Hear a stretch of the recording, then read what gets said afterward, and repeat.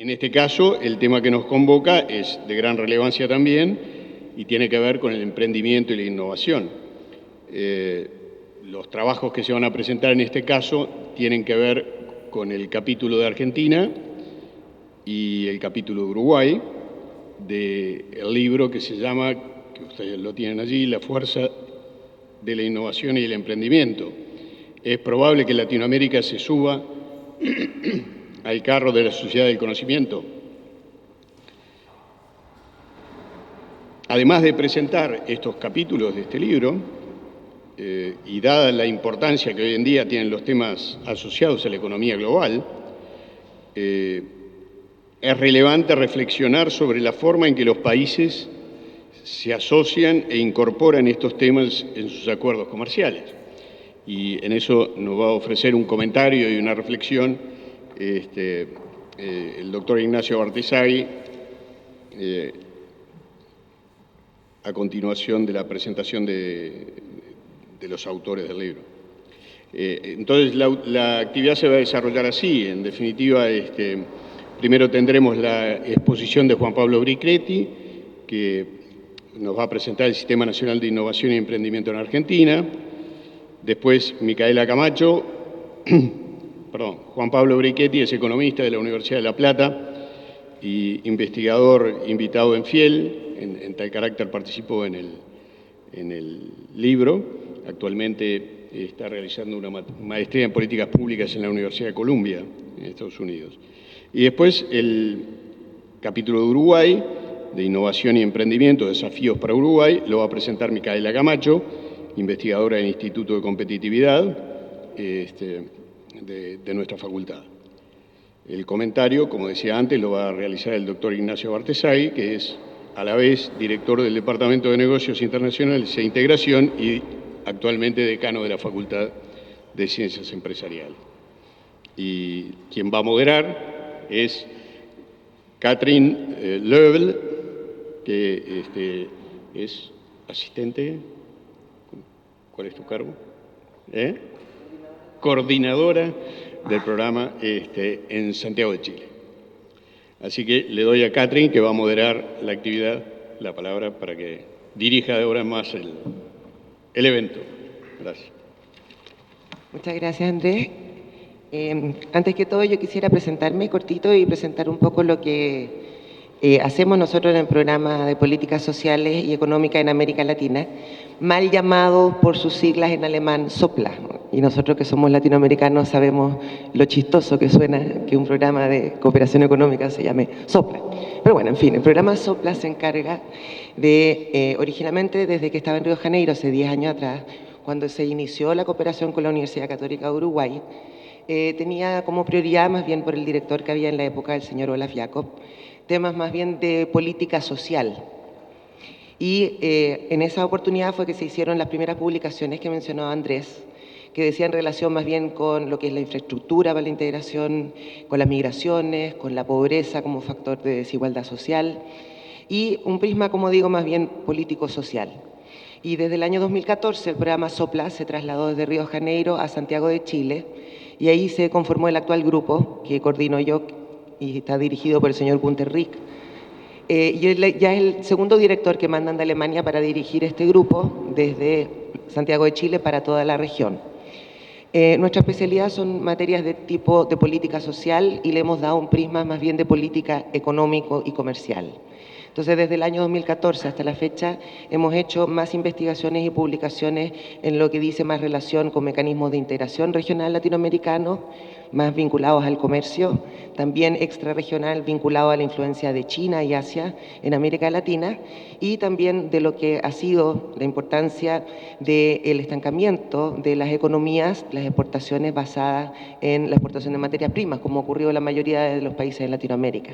Entonces consideramos nuestro programa que era muy importante también desde Alemania, se nos ha dado siempre la prioridad, que el tema de la innovación y el emprendimiento es una buena forma de poder salir precisamente de un modelo de exportaciones y de producción que está basado en la exportación de materias primas.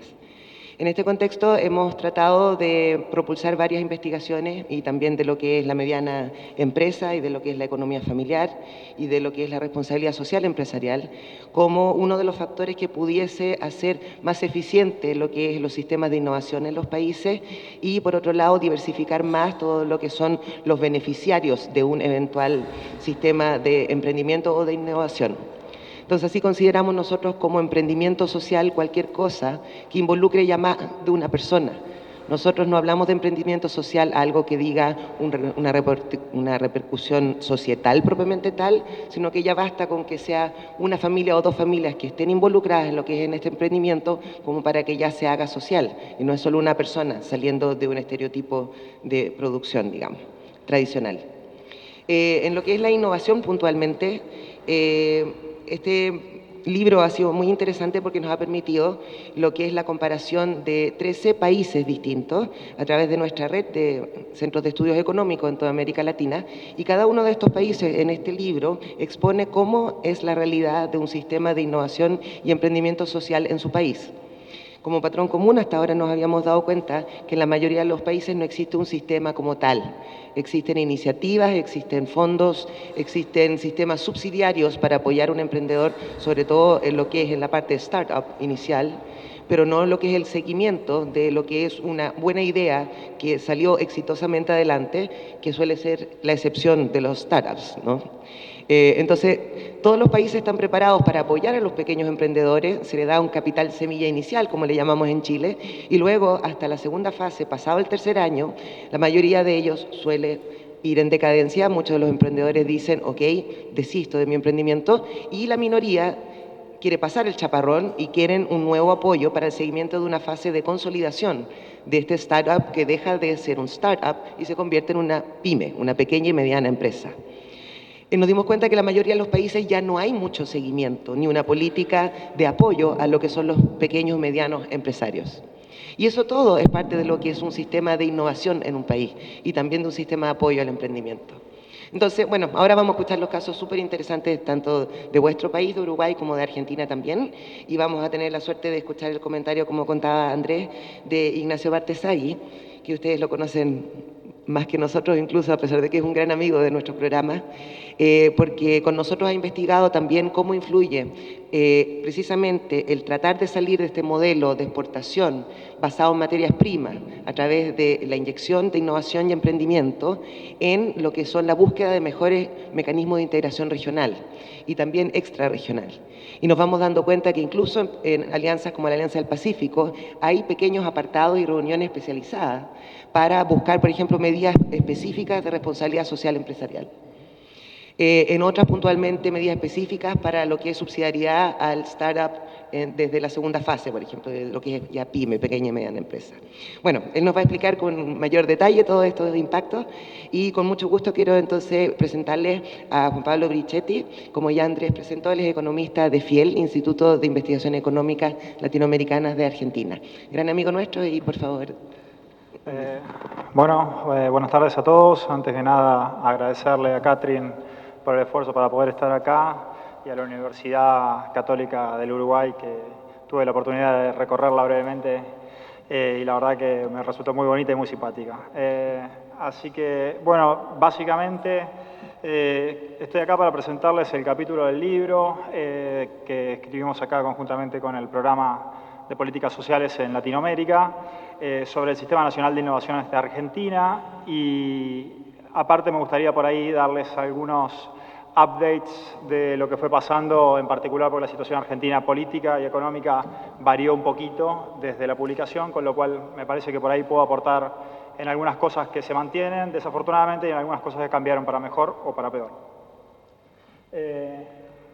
Antes que nada, me gustaría por ahí definir un poquito, si funciona esto.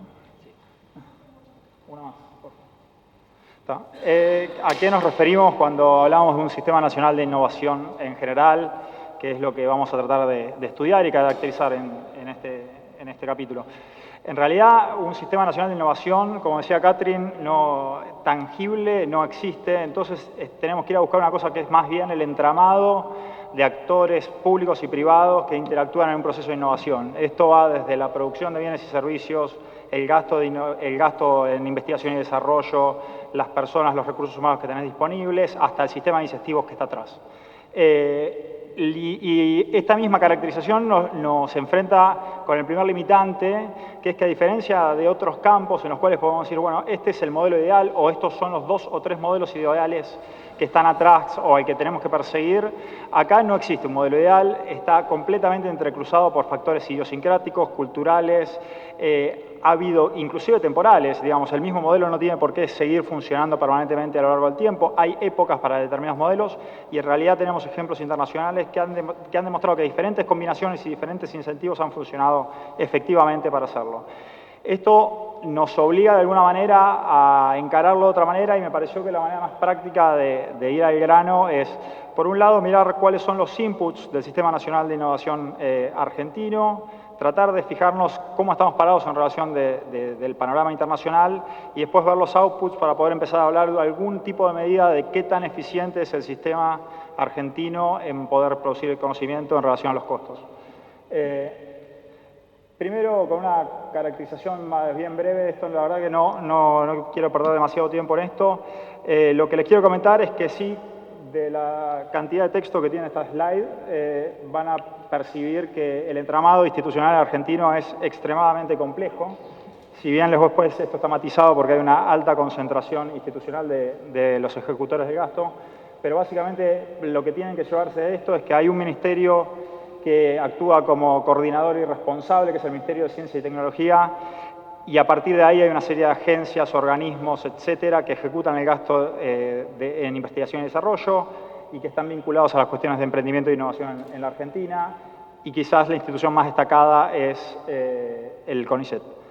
En referencia a esto, claramente lo que se puede ver es que no hay una cuestión sistemática de un orden de las instituciones en Argentina. Este ambiente enrevesado está originado en realidad en iniciativas que fueron dándose a lo largo del tiempo y se ha generado una superposición de capas que es el sistema que tenemos en la actualidad.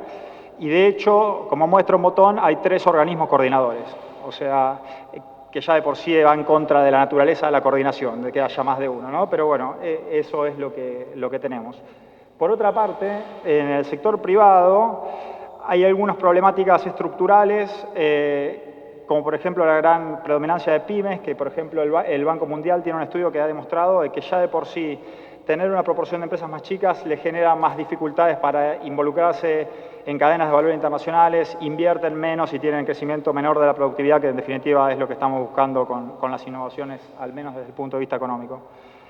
Dicho esto, lo primero que me parece lógico si vamos a tratar de evaluar lo que es la eficiencia de un sistema de innovación es, en primer medida, entender cuánto se gasta en el sistema, cuánto es el principal output en relación al dinero. Por favor, la próxima.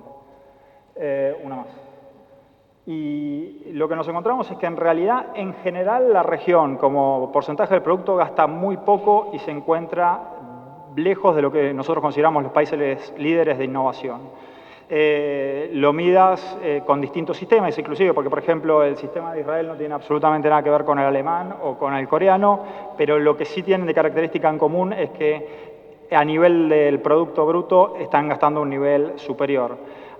Argentina, en relación a la región, no tiene un gasto relativamente elevado, pero cuando miremos la descomposición, que es la slide siguiente, lo que nos vamos a dar cuenta es que en realidad lo que está atrás del rezago de Argentina en la proporción del gasto que realiza es la bajísima participación del sector privado. Si uno evaluase puntualmente nada más cuánto gasta el sector público, quizás llegase a porcentajes del PBI similares a otros países en desarrollo. El problema es que toda la complementariedad del sector privado está completamente ausente.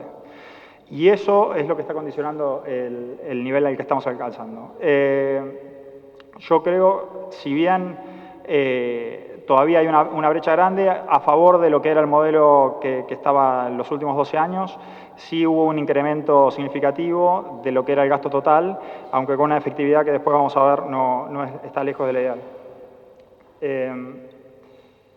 Por otro lado, y no es una cuestión menor en un país federal como la Argentina, el gasto en inversión y desarrollo tiene una concentración geográfica muy significativa, básicamente completamente concentrado en la región pampeana, pese a que el mismo Ministerio de Ciencia y Tecnología pone dentro de sus objetivos que haya una articulación territorial.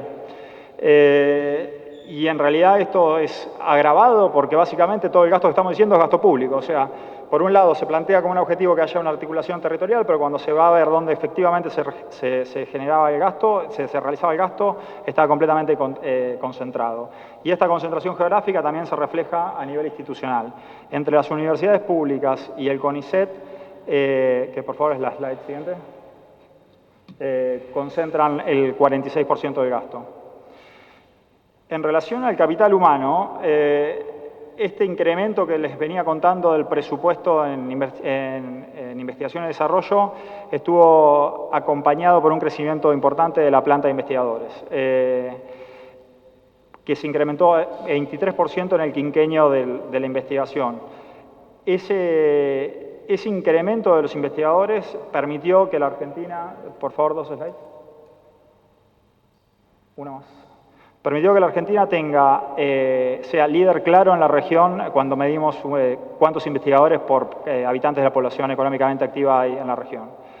Ahora bien, esto que parecería una cuestión muy prometedora y que parecería que hay un cierto catch-up a países avanzados en relación a sistemas de innovación, queda en cierto punto opacado porque cuando vemos con cuánto presupuesto cuentan los investigadores en Argentina, pese a esa expansión, es un número muchísimo más bajo.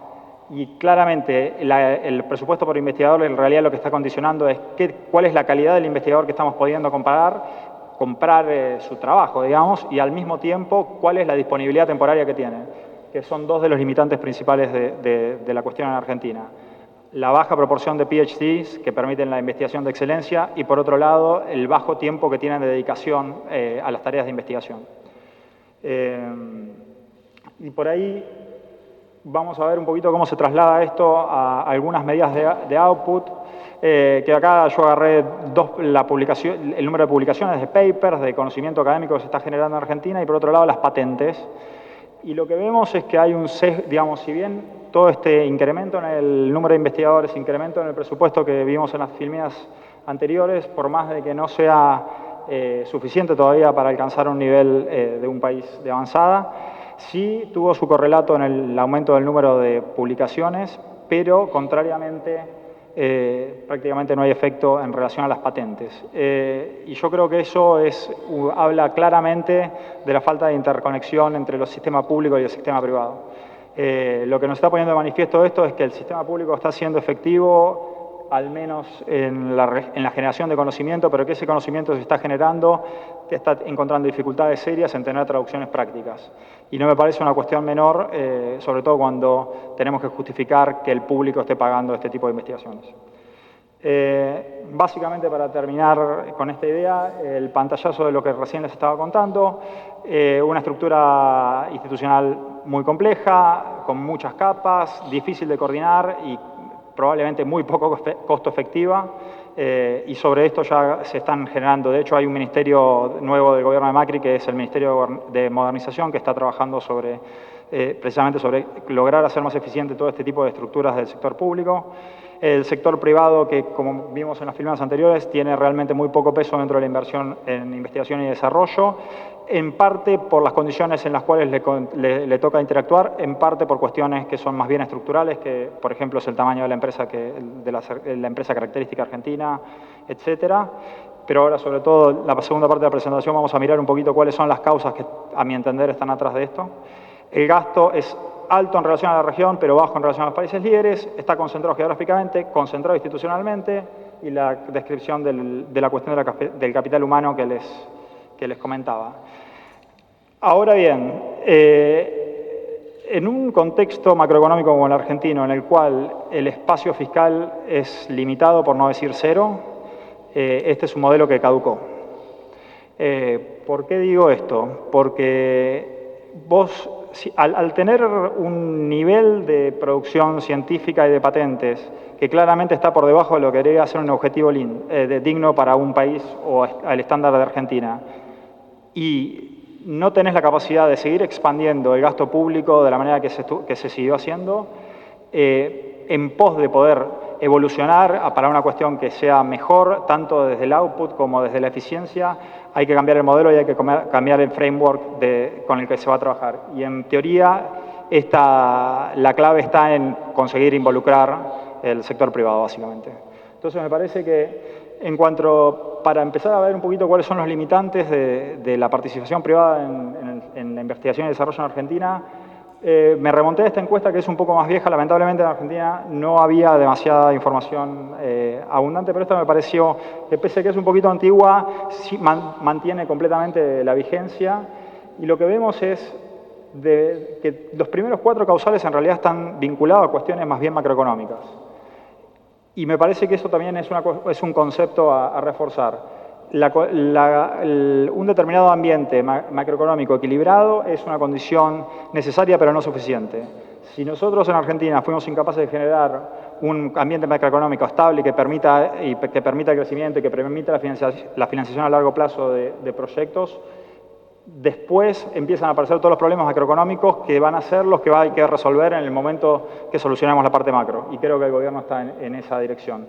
Las primeras dificultades son dificultades de acceso al financiamiento o costo excesivo al mismo, la incertidumbre, inclusive el periodo de retorno excesivamente largo, que es completamente endógeno al ambiente en el cual se mueve, ¿no? Un ambiente riesgoso exige retornos de corto plazo. Y precisamente la inversión en investigación y desarrollo es completamente lo opuesto. Son retornos inciertos, muy de largo plazo, quizás altos, pero que no pueden... Si tenemos la incapacidad de que ese retorno alto en el futuro tenga valor, es como si no existiese prácticamente. Entonces, en función de esto, yo quiero encarar los problemas primero de lo macro para ir hacia lo micro. Y lo macro yo lo concentro en 2 cuestiones. Una es la alta volatilidad del crecimiento de Argentina y la inestabilidad macroeconómica en general. Esto genera problemas claramente para generar financiamiento de largo plazo y a costos bajos, que es lo que necesitan este tipo de inversiones. Y la volatilidad per se lo que genera también son baches en los ciclos de inversión y desarrollo que repercuten en los resultados. Cuando uno ve normalmente cómo son los financiamientos de investigaciones o de desarrollos prácticos a lo largo del tiempo, son más bien esfuerzos mantenidos a lo largo del tiempo. Es altamente sensible a esta necesidad de decir, bueno, hoy no funciona si yo hoy contrato un investigador y mañana le tengo que reducir las horas, lo tengo que volver a contratar o inclusive lo tengo que despedir o tiene que moverse dentro de las instituciones. La volatilidad precisamente afecta crucialmente este tipo de cuestiones y encima se ve exacerbada en el sector privado. En ese sentido, yo creo que la Argentina sí está haciendo un paso adelante. Claramente uno de los objetivos del gobierno de Macri es tener un país más previsible, tanto en lo que se respecta al crecimiento como en el combate a la inflación, pero sin embargo queda un interrogante de una magnitud elevada con relación al déficit fiscal, al manejo del déficit fiscal. Y por otro lado, desde el punto de vista macroeconómico, es el grado de qué tan cerrada es la economía. ¿Por qué? Porque una economía abierta permite 2 cuestiones. Uno, por un lado, es la inserción dentro de las cadenas internacionales de valor, que tienen las ventajas de, en primer lugar, permitir la especialización, es decir, hoy por hoy no tengo que desarrollar completamente el producto, alcanza con que sea tremendamente eficiente y productivo en una parte del producto, y eso me permite exportar y importar, que eso con una economía cerrada queda completamente anulado y obliga a la inversión del producto en sí, en el mejor de los casos, para exportarlo. Y por otra parte, rezaga a las empresas argentinas en relación a la escala del mercado al cual atienden. En particular cuando muchísimos de los países de la región, como por ejemplo Chile o Perú, tuvieron un proceso de apertura comercial muy significativo, tanto con pactos con la Unión Europea como con Estados Unidos, con tratados de libre comercio, e inclusive con el frustrado Tratado Transpacífico, que lamentablemente ahora cayó con Trump. ¿Cuáles son las líneas de acción en función de combatir esto? La realidad es que lo que hay que buscar es seguir el camino que ya nos marcaron algunos países de la región.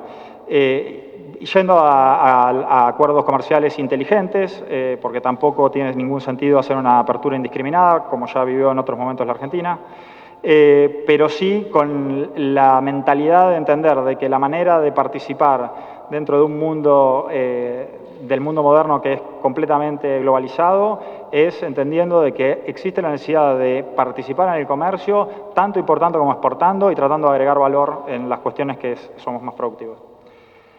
En relación a los problemas más micros, la primera cuestión que surge es problemas de financiamiento.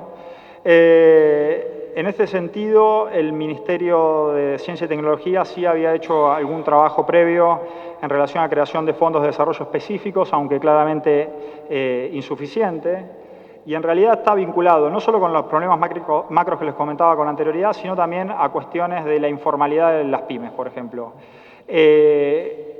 La dificultad de una estructura productiva que está muy basada en empresas pequeñas y medianas genera un costo extra para los bancos para poder alcanzar. O sea, no solo es tener el proyecto, sino tener un proyecto que sea viable de ser financiado.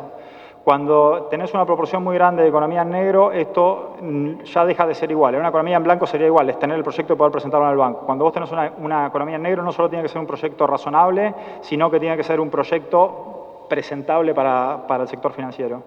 Y en este sentido, claramente, el incremento de la presión impositiva en Argentina está jugando completamente en contra. El siguiente problema micro es el respeto a los contratos y las reglas.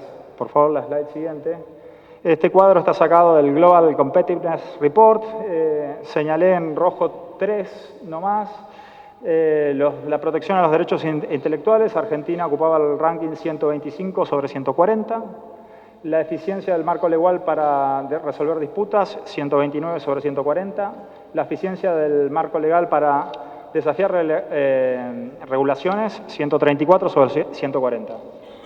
Esto ponía a Argentina en el orden de países como Uganda, y le pido disculpas si hay algún ugandés en el público, lo cual ya de por sí habla de las dificultades que tenemos para reforzar marcos legales, ¿no? En este sentido sí se están haciendo esfuerzos, y de hecho hay una noticia reciente que fue la semana pasada la publicación, que Argentina fue el país que más avanzó en estos términos. Sin embargo, no solo se limita a los rankings internacionales, esto tiene muchísimo que ver con agilizar los trámites judiciales, con facilitar las disputas, inclusive con algunas leyes particulares como es las leyes de financiamiento para los emprendedores, y a su vez leyes de quiebra que permitan recuperarse rápidamente a las personas que están dispuestas a correr el riesgo de involucrarse en la innovación. Esta también alta dificultades para poder establecer contratos están atrás también del bajo nivel de asociación públicos-privados. En un contexto en el cual los contratos son difícilmente enforzables y aparte en el cual, como veíamos, tiene serias dificultades para hacer challenge a los cambios en la regulación, en particular en procesos en los cuales son muy intensivos en conocimiento y en los cuales el grado de incertidumbre es muy difícil de definir ex ante, genera que el nivel de asociación público-privadas es muy bajo. Un dato que es interesante es que, por ejemplo, cuando se les pregunta a las empresas si entienden a los organismos públicos como una fuente de información relevante para conducir sus desarrollos, no lo mencionan. No mencionan ni los organismos públicos ni las universidades públicas como fuentes relevantes para emprender la innovación. En este sentido, se está haciendo algunas cuestiones, como por ejemplo es el involucramiento de investigadores del sector público en lo que se denomina industria, que básicamente es poner investigadores que están siendo financiados por el sector público a trabajar en empresas o ONGs, etcétera, que estén dedicadas a esto, pero con una manera de empezar a poner la agenda de investigación pública más apuntada hacia cuestiones prácticas. Y me parece que es una cuestión prometedora de cómo avanzar. También es importante generar clústeres. Los clústeres también bajan mucho estos costos de transacción entre lo público y lo privado y colaboran a que sea un proceso más coordinado. Y finalmente, el último de los problemas micro que quiero destacar es el problema del capital humano. Como ya les adelanté, pasa hasta capital humano. Una más.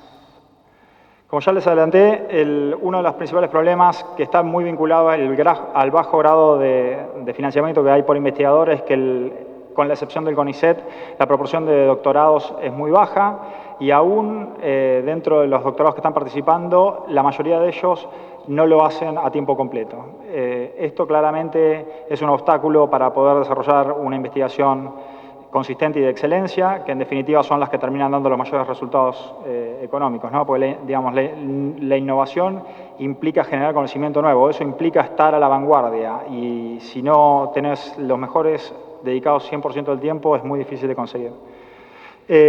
A su vez hay otro problema que es un desbalance y un desfasaje entre lo que las universidades públicas y privadas están generando en relación a cuáles son las áreas de conocimiento de los estudiantes y lo que las industrias y el sector de investigación está demandando. ¿Podés pasar la siguiente slide? Básicamente lo que se observa es un sesgo clarísimo hacia ciencias sociales. En la primera columna está, digamos, cuál es la proporción de estudiantes que hay en cada una de las ramas de conocimiento, tanto en las universidades públicas como en las privadas, y la tercera columna es nada más una muestra que son los investigadores a jornada completa, y lo que vemos son desbalances claros. Por ejemplo, en ciencias agrícolas representa el 11% de los investigadores de jornada completa, pero nada más el 1% de los estudiantes en universidades privadas y el 4% de las universidades públicas. La situación completamente contraria es ciencias sociales. Ciencias sociales representa más del 50% de la matrícula tanto en la universidad pública como en la universidad privada y en realidad representa nada más el 22% de la investigación. Esto claramente no, es una situación que es subóptima si nosotros estamos tratando de apuntar y ser costo eficientes en relación a en quién invertimos la plata, cómo formamos capital humano y cuáles son los resultados que estamos esperando. Lamentablemente, economía es una ciencia social también, así que estamos del lado malo. Pero más allá de eso, es una cuestión a pensar. ¿Cuáles son las líneas de acción que se pueden llevar adelante para tratar de complementar esto? En primer lugar, claramente incrementar el presupuesto por investigador, tratando de generar que los PhDs y los mejores investigadores puedan estar dedicados tiempos completos a lo mejor que hacen, que es la investigación. En segundo lugar, yo creo que es fundamental establecer un programa de becas que sin interferir con lo que son las voluntades de las personas, etcétera, y cuáles son las vocaciones, sí sean una guía clara de cuál es el interés del Estado y de las universidades en formar. Y por última cuestión, me parece que quizás sea una discusión que esté más allá de lo que nos trae hoy acá a la universidad, es que hay que mejorar la calidad educativa a nivel secundario para que campos como la matemática o la ciencia, que son precisamente en donde, por ejemplo, las pruebas PISA en la Argentina está dando peor, no actúen como barrera de la entrada a carreras como las científicas, que precisamente son intensivas en este tipo de cuestiones. Así que, bueno, no hago más uso de su tiempo. Les agradezco de vuelta y espero que lo hayan encontrado interesante.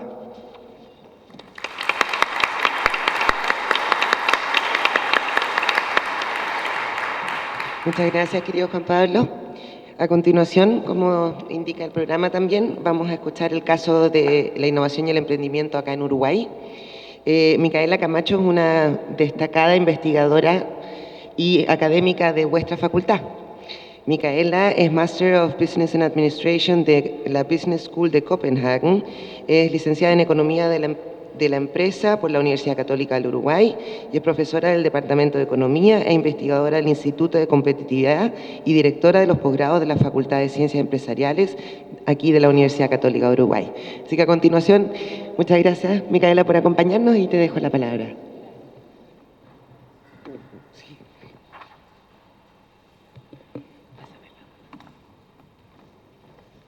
¿Pasó?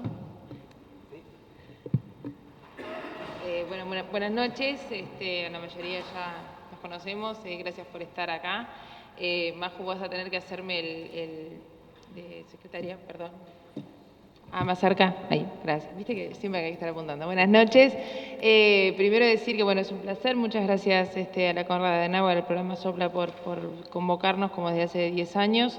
Tengo que decir también que en realidad estoy representando a un equipo del departamento que hizo esta investigación, o sea que no fui solamente yo la que participé en este proyecto.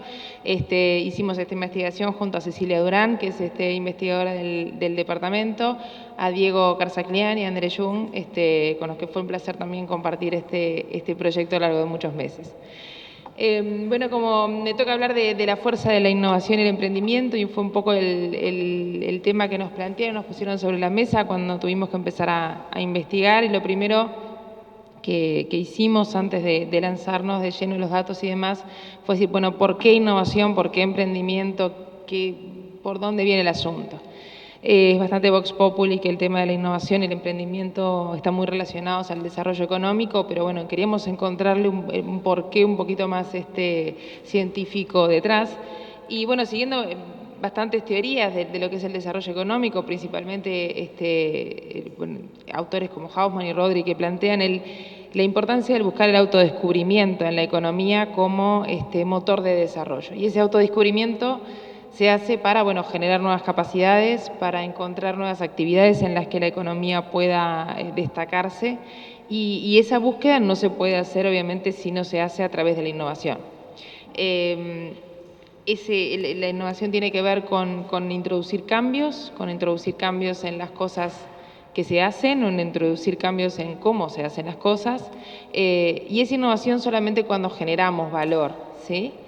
Y obviamente en ese cambio, en esa introducción de cambio, el mayor agente o el agente por excelencia que encontramos es el emprendedor o el emprendimiento. Y entonces es ahí donde empezaban todos los conceptos a tener que ver. Un poco siguiendo adelante con el tema de la innovación, en el cual hemos investigado bastante. Quisimos hacer la distinción de que en realidad la innovación, y la íbamos a mirar así, la innovación tiene que ver con un proceso que involucra dos grandes actividades, o dos subprocesos. Por un lado, todo lo que tiene que ver con el convertir recursos en conocimiento, que es toda la parte que solemos conocer como investigación y desarrollo, o estudio, eso por un lado. Y por otro lado, todo lo que tiene que ver con, ese conocimiento, esas ideas que surgen, ¿cómo hacemos para ponerlas en valor? Para que esas ideas tengan valor, para que generen valor a la economía. Esa es la parte fundamental de la innovación. Y es ahí donde nos vamos a centrar cuando hablamos de los procesos de innovación.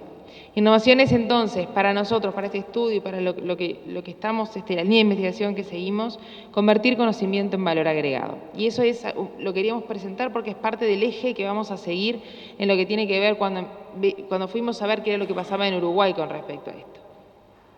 Obviamente la innovación es muy importante. Lo que implica poner las ideas en valor es que si tengo una idea y no hago nada con esa idea, si tengo un conocimiento y no hago nada con ese conocimiento y no genero valor y no lo devuelvo a la sociedad, entonces no estoy generando desarrollo, no estoy generando crecimiento, y es por eso que es tan importante ese segundo paso.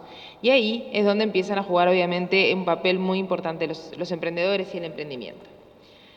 Esto no quiere decir que todos los emprendedores sean innovadores, ni que para tener innovación necesitemos emprendedores sí o sí. Hay innovaciones que no necesariamente se tienen que hacer dentro de nuevas firmas, pueden hacerse dentro de firmas ya existentes, y por otro lado hay emprendimientos que no necesariamente son innovadores. Pero sí, obviamente, son dos conceptos que van muy ligados, que van muy de la mano, y que obviamente van muy ligados con todo lo que tiene que ver con el desarrollo económico. Entonces la idea es plantearles un poco ahora en esta presentación, sin ahondar en todo lo que fue la investigación, plantearles tres grandes cosas. Por un lado, el entorno, es decir, qué le pasa a Uruguay en temas de innovación, cómo está Uruguay en temas de innovación. Por otro lado, hablar de cuáles son los apoyos públicos que tenemos para el desarrollo de la innovación en Uruguay, cómo lo estamos viendo desde la investigación que hicimos. Y por último, tratar de dar alguna recomendación de manera a partir de lo que aprendimos, qué vemos o por dónde vemos que serían las líneas de acción a seguir. En cuanto a lo que es el entorno, bueno, nos encontramos que Uruguay tiene una tasa de emprendimiento que es estable, ha sido estable a lo largo de los últimos años, con un leve cambio en 2011, ahí vemos que sube bastante hasta 16,7, luego vuelve a bajar, y presenta en el 2015 la tasa más baja de emprendimiento de toda América Latina. Es decir, es estable, pero hay mucho camino por recorrer. Todavía estamos en niveles relativamente bajos en lo que representa o en lo que respecta a la región.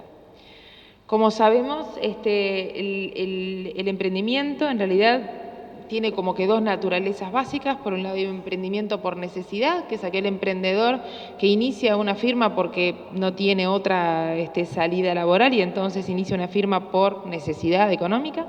Y por otro lado están aquellos emprendedores que lo hacen sí movidos por innovación o movidos por una nueva idea, y entonces son ellos, a eso es lo que se les pone, digamos, como el mayor peso en llevar adelante los procesos de desarrollo. Eso se puede ver en la gráfica de abajo, es que si bien hubo un pico en el 2010 en lo que tiene que ver con los emprendimientos por oportunidad, ha ido bajando a lo largo del tiempo. En lo que tiene que ver con el entorno, pasa más, ahí está, en lo que tiene que ver con el entorno, nos basamos en indicadores que existen porque sirven para comparar a nivel mundial distintas economías. Uno de ellos es el Global Entrepreneurship, que lo que nos da, Development Index, que lo que nos da es idea de cómo está Uruguay con relación a otros países con los que nos querramos comparar. La idea de ahí fue compararlo con países con los que solemos hacer un benchmark nosotros, y bueno, pusimos Colombia porque nos parecía que también podía, dadas las características, arrojar luz sobre lo que estábamos tratando de investigar, y lo que podemos ver es que no estamos tan horrible, pero tampoco destacamos en lo que es la región. Tenemos carencias claras, específicamente en lo que respecta a aspectos de financiamiento. Eso es algo que es compartido además por los propios emprendedores que siempre hablan de ese tema. Tenemos una carencia en lo que respecta a la educación y aspectos culturales asociados a la actividad emprendedora, principalmente en lo que tiene que ver con el desarrollo de la educación emprendedora a niveles iniciales de educación. Y tenemos también carencias en lo que respecta a la dinámica del mercado y la capacidad de transformar I+D en negocios concretos, es decir, la innovación. Y por último también se detecta una carencia importante en el lugar que ocupa la actividad emprendedora en la política pública en comparación con estos otros países, ¿sí? En lo que tiene que ver, luego nos estamos fijando en el índice de innovación. En lo que tiene que ver con este índice, Uruguay, como siempre, se encuentra a mitad de tabla. Estamos en la posición 68, con países de Latinoamérica muy por encima nuestro, como por ejemplo Chile, que está en la posición 42. Y tenemos, si lo dividimos ese índice y tratamos de ver, bueno, en qué estamos relativamente bien y en qué estamos relativamente mal, podemos ver que hay cosas, las que están marcadas en verde, en las que podemos sentirnos que estamos, bueno, avanzando o por delante, porque estamos, digamos, como que en mejor posición que la posición general, es un tema de relatividad. O sea que, por ejemplo, en resultados creativos, en infraestructura, en instituciones, son temas que imagino en sentido mucho hablar de que estamos realmente bastante fuertes en lo que respecta a esto. Sin embargo, estamos teniendo dos problemas importantes. Uno, que es lo que tiene que ver con el tema de la sofisticación de las empresas, es decir, cómo es la estrategia que siguen las empresas que llevan adelante los temas de innovación. Y por otro lado, un tema de eficiencia, es decir, cuando tratamos de medir los outputs, lo que sacamos con los inputs, con lo que le ponemos al proceso. Y ahí estamos con un pequeño problema. Si vamos a los datos de innovación, lamentablemente los últimos datos que hay disponibles por Uruguay son hasta el año 2012, que es la última encuesta que saca la Agencia Nacional de Investigación e Innovación. Lo que se puede ver es como notoriamente las empresas que asumen actividades de innovación han ido disminuyendo a lo largo del tiempo. Se ve claramente ahí, tanto en la industria como en servicios. O sea, no es un tema de que no disminuya. Industria y servicios lo separamos porque uno si uno tiene que decir, bueno, ¿en qué innova la industria, en qué innova el servicio? Podemos ver que hay como una diferencia. Las empresas industriales tienden a innovar más en productos y en procesos, mientras que las empresas de servicios tienden a innovar más en temas de organización y de comercialización. Por último, también nos interesaba ver cuál era el tipo de innovación al que hacían las empresas. Cuando decimos tipo es el nivel de innovación al que llegaban. La innovación obviamente puede ser o bien para la empresa, yo pongo una idea nueva, la desarrollo en la empresa, genero valor, puede ser para el mercado, traigo una idea de afuera, la adapto, genero valor para el mercado, o puede ser para el mundo. Esas son las innovaciones que más se conocen, esas que realmente hay una disrupción en lo que es la industria, en lo que es el mundo. Como se puede ver, solamente el 2,8% de las empresas son las que han logrado una innovación a nivel mundial, lo que es obviamente muy bajo para el país. No implica que los otros dos tipos de innovación no sean importantes, por supuesto que lo son. Son cambios y son mejoras que han tenido impacto en la generación de valor para el desarrollo del Uruguay, pero siempre en términos relativos. Obviamente uno va a pretender que esos porcentajes vayan cambiando, que podamos cada vez más tener innovaciones que sean para el mercado internacional.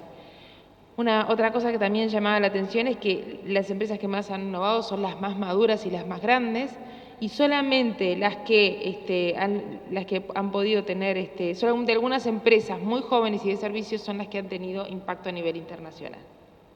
A modo de resumen de lo que muestra el contexto,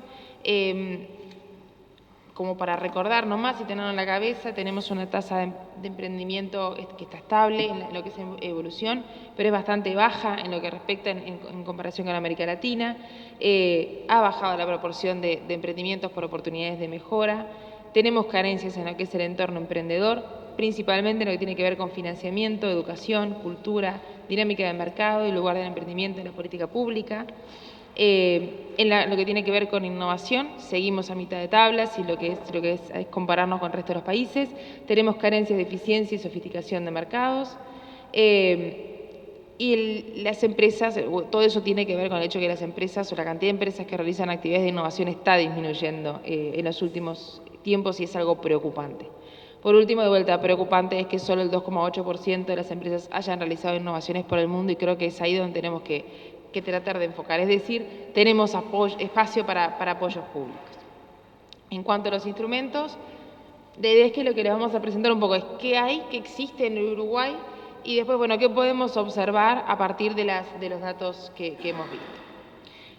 En cuanto a lo que existe, hay un montón de cosas, no sé si estamos tan desorganizados como en Argentina porque tenemos cierta institucionalidad y ha tratado de mejorarse, pero la verdad es que aún así cuando uno se enfrenta a los diferentes instrumentos que hay a nivel de política pública para el apoyo de la innovación, es diverso y complejo el mapa con el que se encuentra y de alguna manera hay que empezar a organizarlo. Maneras de organizarlos hay muchas, maneras de evaluar los instrumentos hay muchas. Nosotros propusimos una en el libro que nos parecía interesante para lo que era la situación específica del Uruguay y que tenía que ver con el cuadro de la innovación y lo que tiene que ver con eso que les habíamos planteado, de la generación de conocimiento a partir de los recursos, ¿sí? O sea, ese proceso de generar con recursos conocimiento, luego el proceso de generar valor a través de ese conocimiento, que es el proceso de la innovación. Y entonces lo que veíamos era que hay distintos tipos de apoyo a este proceso que tiene tantas puntas, digamos. Por un lado, tenemos apoyos o instrumentos que apoyan todo lo que es la parte que nosotros le llamamos de input, es decir, aquellos que tratan de apoyar el desarrollo de convertir recursos en conocimiento. O sea, que lo que están apuntando es a tener más conocimiento, a tener más ideas, a que se nos ocurran más ideas en el mercado. Por otro lado, tenemos instrumentos que apoyan la otra parte que es tan importante como la generación de ideas, que es poner esas ideas en valor, es decir, llevar esas ideas, llevar ese conocimiento al mercado y lograr valor a partir de eso. Eso le llamamos instrumentos de output, que tiene que ver con eso, con llevar la idea al mercado. Y por último, también al principio, al final de la investigación, nos llevó bastante la discusión, encontramos con que también había un tipo de instrumentos que eran muy importantes, que es lo que nosotros llamamos instrumentos de conexión, por tratar de buscarle alguna palabra, que tiene que ver con aquellos instrumentos que no apuntan ni hacia un lado ni hacia el otro, sino que tratan de juntar ambos procesos. Por ejemplo, voy a ir después a dar algún ejemplo específico, pero son aquellos que intentan juntar universidad-empresa. Algún problema que haya con alguna empresa que quiera solucionarlo de manera que se genere la idea y al mismo tiempo la capacidad de aplicarla, para que el proceso sea un continuo y no hayan demoras en el camino. No son menos importantes dos instrumentos, para atrás un poquito. Ahí está. Dos instrumentos, dos clases de instrumentos que también son muy importantes para lo que tienen que ver a la innovación y que a veces se olvidan, que son, por un lado, los que están en celeste, que son instrumentos que, sin estar directamente dirigidos al apoyo de la innovación, impactan de forma indirecta en el desarrollo de este proceso porque impactan en la mejora de la competitividad de las empresas. Son instrumentos que, sin necesidad de ir directamente a la generación de ideas o la conversión de una idea en valor, ayudan a que la empresa continúe funcionando y obviamente eso tiene una repercusión directa en la innovación. Y por último, todo lo que tiene que ver con los instrumentos que apoyan el entorno de negocios en el cual se maneja la empresa, que también, bueno, ya lo planteaba Juan recién, el tema del entorno macro es muy importante para llevar adelante la innovación. Ahora sí, lo que tiene que ver con los instrumentos, sí, bueno, hicimos todo un mapeo, identificamos 11 instrumentos específicos de apoyo directo a la generación es el proceso de creación de conocimiento, de distinta índole, bueno, apoyar los recursos humanos de capacitación y contratación, investigación y desarrollo, acceso al conocimiento disponible, supongo que todos tienen que conocer Timbó, hoy en día se puede acceder a ese tipo de bases de datos de forma gratuita y eso es, bueno, parte de lo que es la generación y el acceso al conocimiento y obviamente la creación de redes. En lo que tiene que ver con los instrumentos de output, digamos, encontramos 23 tipos de instrumentos y estos son los que nos parecían a nosotros los más significativos porque son aquellos instrumentos que involucran directamente los relacionados al emprendimiento. O sea, todo instrumento que esté destinado a apoyar emprendimiento es un instrumento de output, es decir, está destinado a que una idea pueda comercializarse, a que una idea pueda tener valor. O sea que acá es donde podemos ver todo lo que son instrumentos referentes al emprendimiento. Vale destacar que acá estamos viendo apoyo público, no apoyo privado, no estamos viendo todas las iniciativas privadas que seguro conocen, de incubadoras y demás, que son de ámbito privado, no de ámbito público. En lo que tiene que ver con los de conexión, como les decía, encontramos dos instrumentos que exactamente apuntan a eso, apuntan a que la universidad junto con la empresa y la sociedad se puedan unir para encontrar alguna solución a una problemática, se plantea una problemática y bueno, la sociedad junto con la universidad, junto con la empresa tienen que encontrar una solución y en ese proceso que no se termina de, bueno, encuentro la idea y la pongo en marcha de manera que no se corte el proceso de la innovación. Por último, obviamente, como les comentábamos, hay herramientas que apuntan a la competitividad de las empresas. Por ejemplo, apoyo al desarrollo de proyectos, como es la ley de inversiones, que muchos de ustedes asumo que la conocen, subsidios para capacitación de recursos humanos a nivel general, no solamente de investigadores, y préstamos preferenciales, digamos, para generar la competitividad, no específicamente la innovación. Y luego, todo lo que tienen que ver con herramientas, como decíamos, más para el apoyo del entorno. ¿Qué encontramos leyendo los datos que habían según la encuesta de la ANI? Algo que nos llamó muchísimo la atención, solamente el 30% de las empresas que innovaron solicitaron apoyo público. El 70% restante lo hizo por sí mismas. No sabemos si es un tema de desconocimiento, si es un tema de que las empresas no van a pedir apoyo público, pero es un dato que es relevante, es importante destacar, porque hay mucho espacio para seguir apoyando, sobre todo si lo que queremos es impulsar la innovación. Al mismo tiempo, de estas empresas que obtuvieron apoyo, el 58% de los apoyos que se recibieron a través de la Ley de Promoción de Inversiones y solamente el 19% a través de la ANI. Proyectos de innovación. Es decir, que las empresas prefirieron ir a través de un instrumento que no estaba definido específicamente para la innovación, en lugar de ir a una agencia que estaba específicamente definida a tales fines. Obviamente, esto es una luz roja que llama a tratar a querer investigar más, pero evidentemente hay un tema ahí con el rediseño de los instrumentos. ¿Para qué? Pues tenemos un instrumento que es general, que no está dirigido a la innovación y que está siendo utilizado para eso. Buenísimo que esté siendo utilizado para eso, pero veamos qué está pasando con los instrumentos que sí están diseñados para apoyar la innovación. Como principales conclusiones y repasando un poco lo que hemos visto, como les comentaba al principio, la búsqueda del desarrollo económico implica transformar la economía, implica dinamizar la economía, para dejar de depender sobre todo de economías externas, de factores externos, de fluctuaciones que nos sucedan, o sea, poder tratar de ser un país más independiente, una economía abierta pero independiente al fin. Es necesario obviamente generar capacidades, generar actividades, complejizando el tramado empresarial, y para eso es necesaria la innovación. La innovación, como les decía, es el proceso de poner conocimiento en valor agregado, y quienes pueden poner ese conocimiento en valor agregado son los emprendedores, y es que el emprendimiento entonces cobra muchísima fuerza en todo este proceso de desarrollo económico. Tenemos obviamente desafíos de contexto que tenemos que tener presentes si queremos tratar de tener una estrategia de desarrollo económico basada en innovación y en emprendimiento. Tenemos fortalezas como en las instituciones o en la infraestructura, pero tenemos dificultades también. Tenemos dificultades en el emprendimiento, ya las mencioné, no las quiero repetir. Y obviamente tenemos que encontrar cuál es el papel del apoyo público para ver, bueno, cómo hacer, dónde poner el apoyo público, en qué tipo de instrumentos de ese diagrama que tenemos ahí, qué tipo de instrumentos son los que sacan mejores resultados para lo que es el desarrollo de la innovación. Tener en cuenta que solo el 30% de las empresas ha pedido apoyo.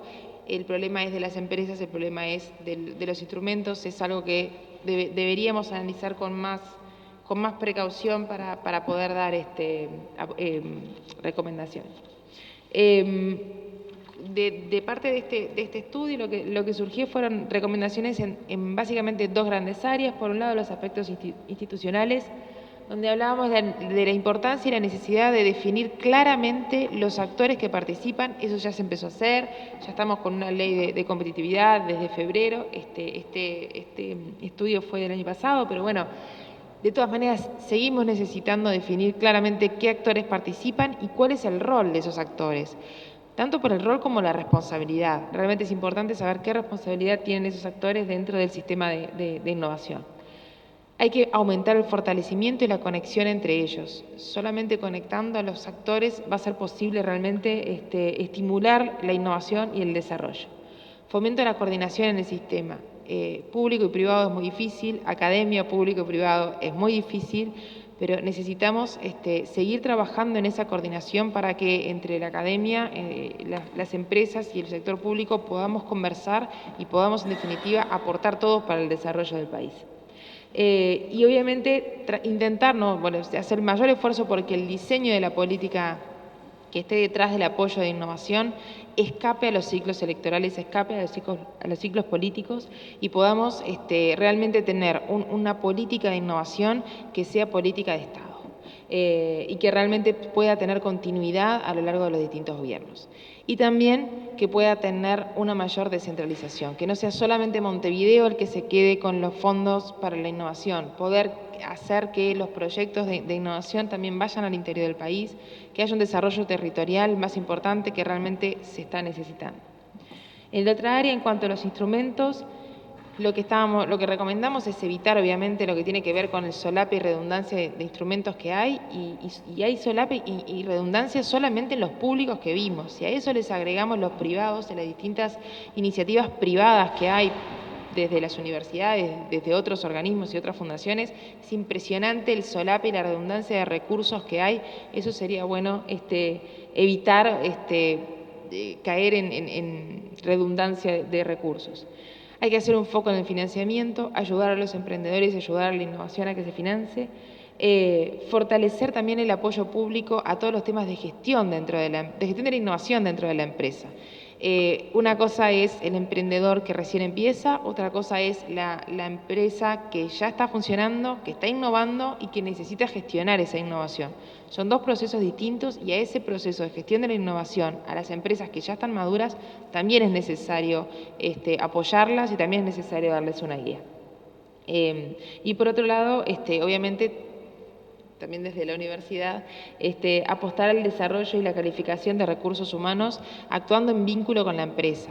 Actuar en vínculo con la empresa para saber qué es lo que requiere el sector privado, qué es lo que requiere la industria que la universidad forme, qué tipo de recursos humanos necesita que formemos para que podamos realmente trabajar en conjunto por el desarrollo del Uruguay. Obviamente la propia complejidad del proceso de innovación hace que sea necesario sentarse bien y diagramar bien una política de innovación.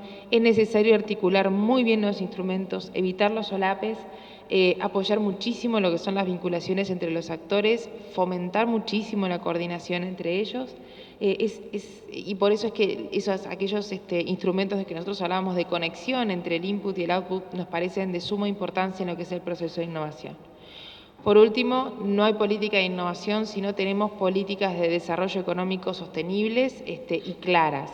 Necesitamos un contexto adecuado, la política de innovación no puede salir de la nada, tiene que venir de la mano de un plan estratégico que nos permita tener un horizonte de futuro y trabajar junto con la política de innovación, todos los actores en conjunto para el desarrollo del país.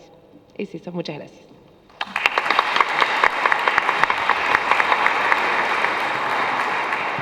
Muchas gracias, Micaela. Bueno, ya terminamos la parte donde se trataba de presentar los dos casos prácticos desarrollados en nuestro libro, ¿no?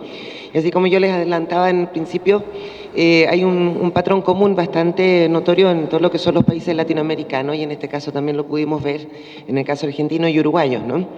Pero yo quería contarles el modelo de desarrollo social y económico alemán, que se llama Economía Social de Mercado, recientemente incorporó la innovación como uno de los factores necesarios para lograr el éxito.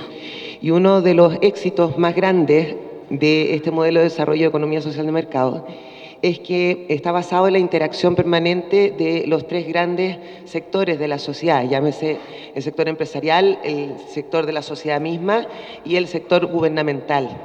Entonces me llamó mucho la atención, por una parte, lo que habló Juan Pablo, de que es necesario que haya una liberalidad de los mercados en general para que pueda funcionar debidamente en un sistema globalizado lo que son las oportunidades de lo que es la innovación.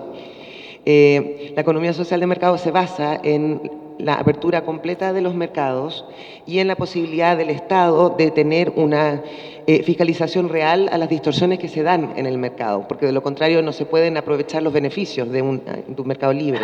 Llámese, por ejemplo, la ley antimonopolio, o en contra de los oligopolios, o en lo que es la fiscalización entre las deslealtades de competencia.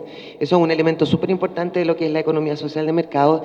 Sin ser entes públicos, los que administran la parte económica son los públicos los que fiscalizan que esta parte sea liberalizada.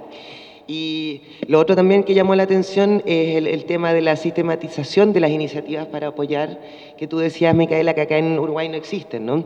En general en Latinoamérica hay iniciativas de subsidio a la innovación y al emprendimiento, pero en Alemania también el éxito ha sido basado en que los sistemas de apoyo a la innovación y emprendimiento están circulando entre estos tres elementos de la sociedad. Entonces, al nivel de academia, por ejemplo, existe la educación dual.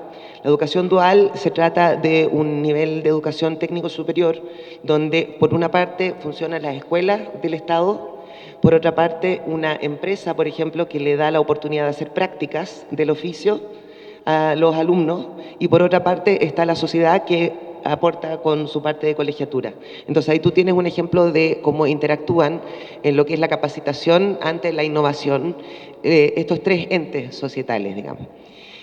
Bueno, terminando una vez de lo que es la presentación de nuestro libro, ahora vamos a tener el privilegio de escuchar al decano de la facultad de ustedes, de Ciencias Empresariales, el doctor Ignacio Bartesagui, que va a explicarnos cómo la innovación ha pasado a ser un elemento importante y relevante a la hora de buscar acuerdos en los mecanismos de integración regional. Gracias, Ignacio. Gracias a vos, Catrín. Como siempre es un gusto recibirte en la universidad, así que un placer volver a verte. Bueno, agradecer a todos ustedes. La presentación de Juan Pablo y Micaela fue bien interesante porque adelantan un problema que tengo para intentar presentar o comentar este tema a nivel un poquito más global, que es la región, los procesos de integración.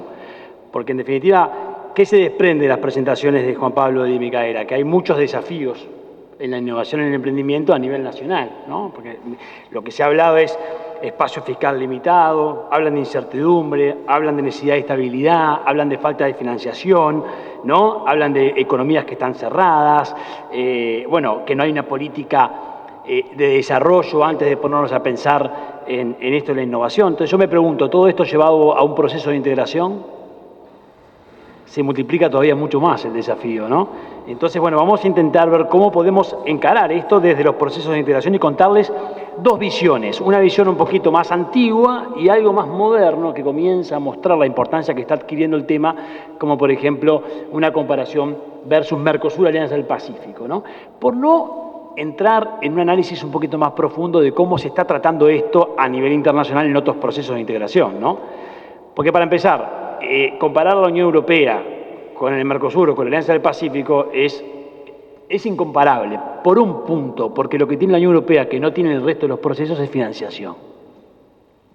Por el nivel de integración al cual accedieron, que definieron y que tienen una renta compartida a partir del comercio, es desde allí donde salen fondos para programas específicos en emprendimiento, en innovación. Eso no lo tiene la Alianza del Pacífico, eso no lo tiene el Mercosur, eso no lo tiene la Comunidad Andina, eso no lo tiene el Mercado Común Centroamericano, eso no lo tiene, etc. Por lo tanto, en América Latina tenemos un primer problema, que es no hay financiación desde el Estado.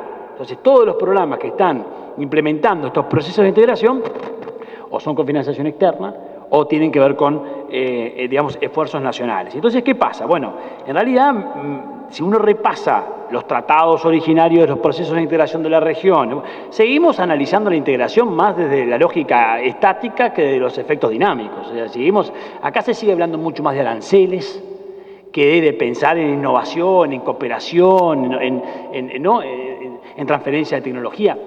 Esto todavía no es el tema central. No es el tema central.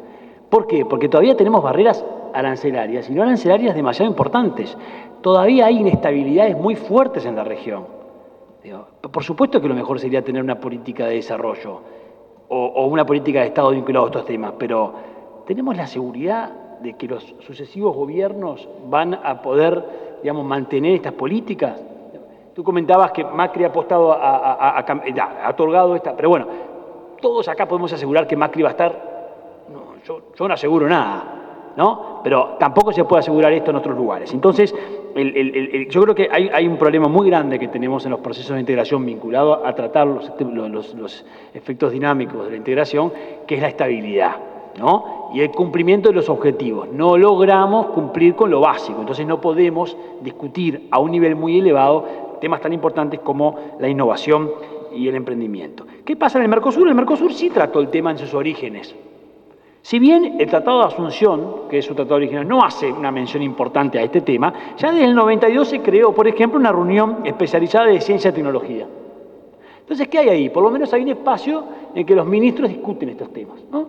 Y después sí se fue creando progresivamente en el 2000 una reunión especializada en ciencia y tecnología. Aparecía como importante. Y después finalmente se aprobó un programa marco de ciencia, tecnología e innovación para el Mercosur en el periodo 2015-2019. Y después también hay reunión de ministros de altas autoridades de ciencia, tecnología e innovación en el Mercosur. Hay cierta institucionalidad. Ahora, ¿cuáles son los resultados concretos de esto? Muy poco. Muy poco. Porque son reuniones a nivel ministerial donde en realidad lo que se hace es se cuenta lo que se hace a nivel nacional. Y lo que se hace a nivel nacional también está con un enorme, digamos, entrevero en muchos casos de la cantidad de instituciones. Entonces lo que hay es, bueno, no, hay una institucionalidad, pero no está funcionando muy bien. ¿Qué se visualiza en el Mercosur como interesante?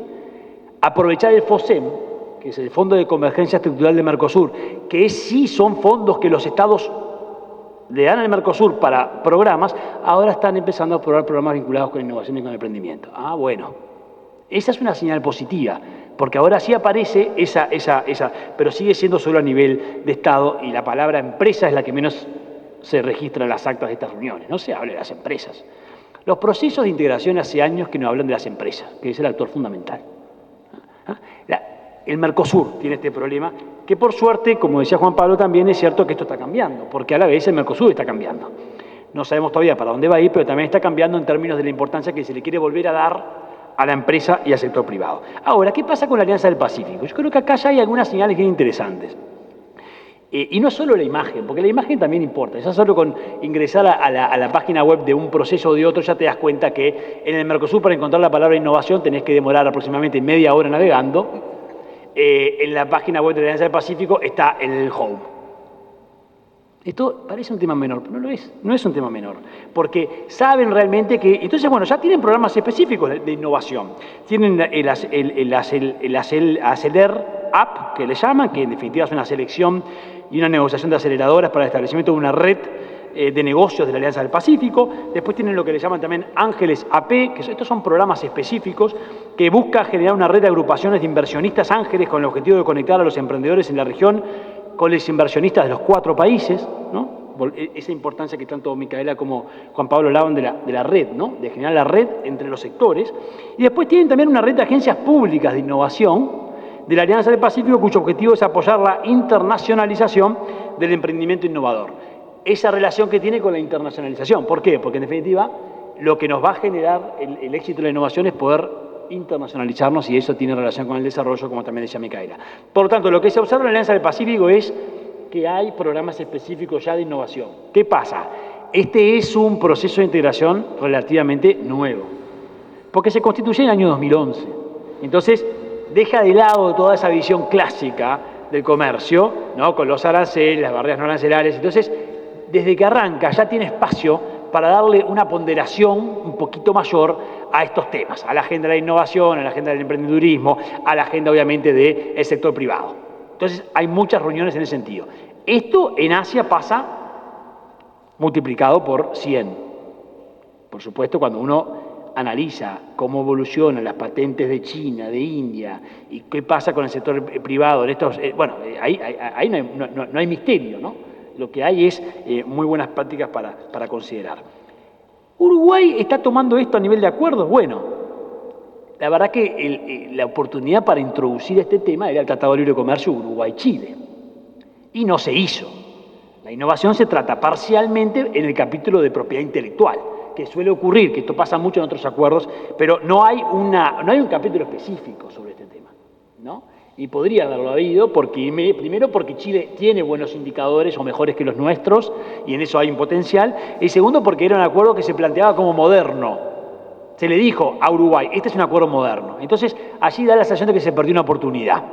Y en el Mercosur no tengo grandes expectativas de que esto sea un tema central. Ahora, en la Alianza del Pacífico por lo menos tenemos una esperanza de que este tema va a estar. No hay financiación todavía, pero sí hay una muy buena interacción y creación de redes entre el sector público y privado, y creo que eso es muy importante. Como conclusión, ¿no?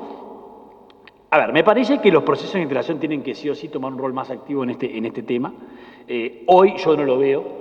Sí está en los procesos de integración de Asia-Pacífico, sí está en los vínculos que generan los países a través de los tratados de libre comercio más modernos, sí está. Sí hay mención a esto, por ejemplo, en la renegociación del NAFTA que está en curso. O sea, en el NAFTA, que es un acuerdo muy clásico de la década del 90, en su renegociación ya se le introducen estos temas. Sí están todos los acuerdos que negocia la Unión Europea. Bueno, hay que ver si logramos ser bien inteligentes y lograr con la Unión Europea cerrar un acuerdo que contemple un capítulo fuerte vinculado con innovación, con emprendimiento y con un compromiso de la Unión Europea en términos de fondos y de programas. Pero si uno le pregunta a un negociador uruguayo o del Mercosur cuál es su preocupación con la Unión Europea, no es esta, es la carne y las cuotas y cuánto protejo al sector industrial. Seguimos con la lupa del comercio del 80. Propios y extraños. Todos seguimos hablando de algo que ya en el mundo no se habla más.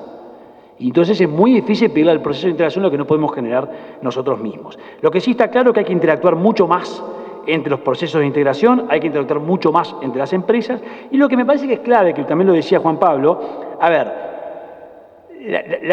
dinamizar la agenda externa es clave para este tipo de cosas. Si esperamos que realmente a nivel nacional se terminen de dar todas las condiciones para poder dar un salto en innovación y en emprendimiento, a mí me parece que esto va a demorar mucho más, porque hay un problema hasta cultural, ¿no? Y innovar. Yo he escuchado muchas veces eso que decía Micaela de por qué van por la ley de inversiones y no van por la agencia, ¿no? Bueno, hay que ver cómo presentan los proyectos, cómo los evalúa la ANI, ¿no? ¿Qué sensación tiene el empresario que se presenta con un proyecto de innovación en la Agencia Nacional? Bueno, ahí hay un tema también que hay que trabajar mucho de qué considera un empresario uruguayo que es innovación y qué está considerando la agencia que es innovación y que sea un criterio realista a estos mercados, porque los criterios internacionales también nos pueden generar mucho problema. Lo que sí estoy seguro, y ha ocurrido en todas partes del mundo y en muchos países, es dinamizar la agenda, abrirse al mundo, cerrar tratado de libre comercio y abrir las economías genera un efecto dinamizador tremendo en todas las áreas, pero fundamentalmente en las dinámicas, fundamentalmente en la cooperación, en la inversión, en la innovación, en el emprendedurismo, fundamentalmente en eso, que es una agenda enorme y que tenemos un gran espacio de crecimiento, pero lamentablemente el gran problema es que acá, por lo menos en el Mercosur, seguimos todavía discutiendo si nos abrimos o si no nos abrimos. Entonces, no quiero terminar siendo negativo, porque este es un tema central, pero sí tengo mis dudas de si realmente lo que no podemos todavía solucionar en el plano interno o nacional, menos creo que vayamos a poder solucionarlo en el plano regional. Muchas gracias.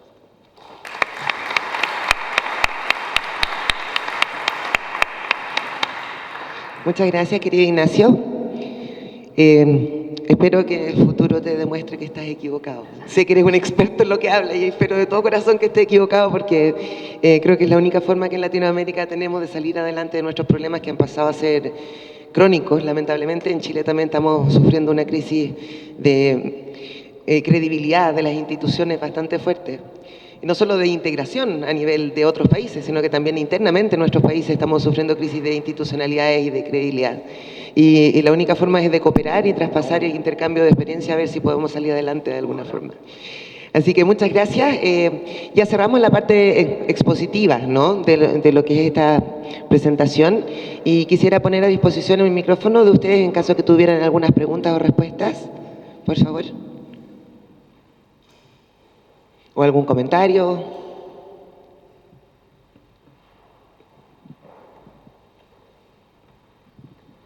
Buenas tardes a todos. Roberto Horta, acá del Instituto de Competitividad de la Universidad. Dos preguntas. Una a Juan Pablo. Me pareció que cuando desarrollaba los problemas micro en Argentina, hiciste referencia al tema de la cooperación entre empresas y no sé si citaste algo de políticas clúster que ayudan a bajar los costos de transacción, etcétera. No sé si entendí bien, si puedes ampliar un poquito esa área, cómo se está llevando a cabo en Argentina. Y después, Ignacio, interesante los comentarios que hiciste sobre el proceso de integración. Y me pregunto, no es una pregunta, me pregunto yo, no te estoy haciendo la pregunta, es un comentario, si este tema de innovación no es más fácil implementarlo a nivel de procesos entre bloques que entre países. Si cuando ya se generan, digamos, cierta maduración en los procesos de integración.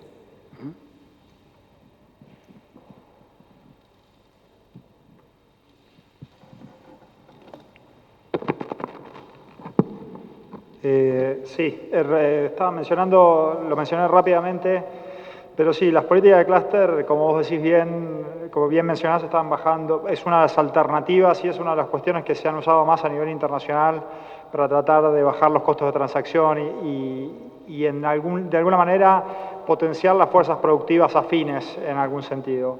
En relación a eso, en Argentina, hoy por hoy el trabajo sectorial está prácticamente concentrado en lo que es el Ministerio de Producción. Y el Ministerio de Producción básicamente tiene una serie de proyectos en los cuales se ha identificado sectores con potencial y en función de eso es que se están tratando de desarrollar algún tipo de clúster productivo en Argentina. La cuestión no va mucho más allá de eso por ahora y entendiendo de vuelta por ahí lo que decía Ignacio, que Argentina, el gobierno actual recibió una situación extremadamente desorganizada. Quizás en el área de ciencia y tecnología no ha sido el área más desorganizada de todos y de hecho se preservó al ministro, fue el único ministro sobreviviente de la administración anterior.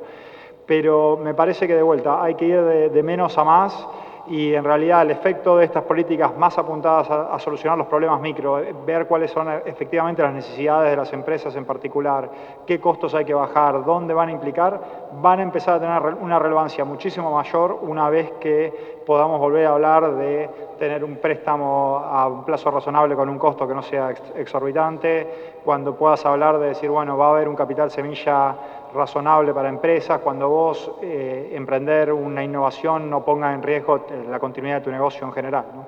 Pero sí, digamos, en relación a eso, hay gente que está trabajando en particular en ese tipo de aspectos. Así que...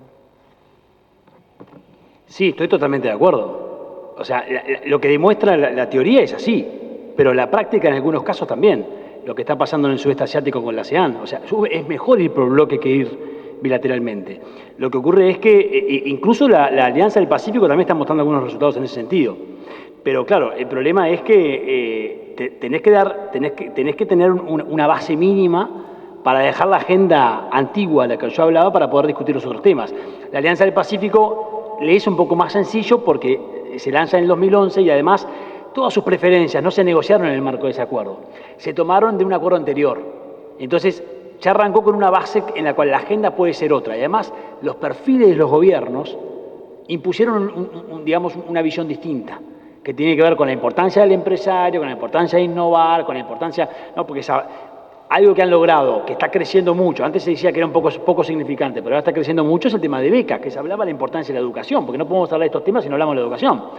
Bueno, hoy tiene la Alianza del Pacífico un plan de becas muy ambicioso también. Entonces, por supuesto es el ámbito, yo comparto que es la esperanza, ¿no?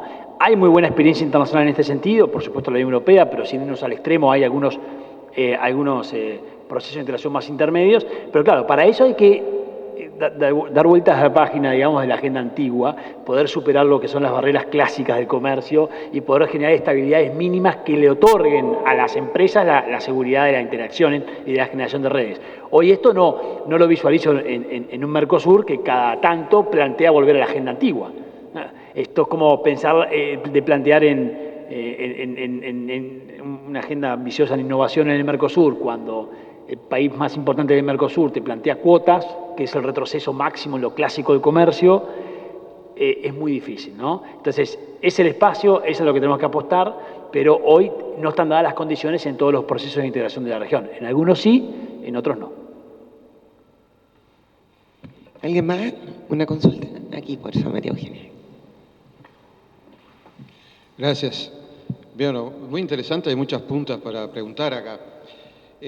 Lo que me voy a referir en este momento es a preguntarles, desde el punto de vista un poco de duda, sobre el proceso de integración, en qué medida impulsar procesos de integración con un fuerte componente emprendedor, innovador, no puede generar en América Latina también fenómenos como de alguna manera vemos en Estados Unidos o en Europa con el Brexit, es decir, de sectores que son ampliamente favorecidos por estos procesos, al tiempo que parte importante de la sociedad y de sectores quedan marginados.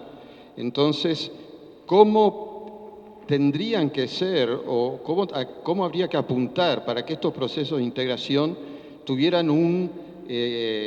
pueden generar un crecimiento económico muy importante, pero al mismo tiempo no es evidente que garanticen igualdad, mejor distribución y mejores oportunidades para los sectores menos favorecidos?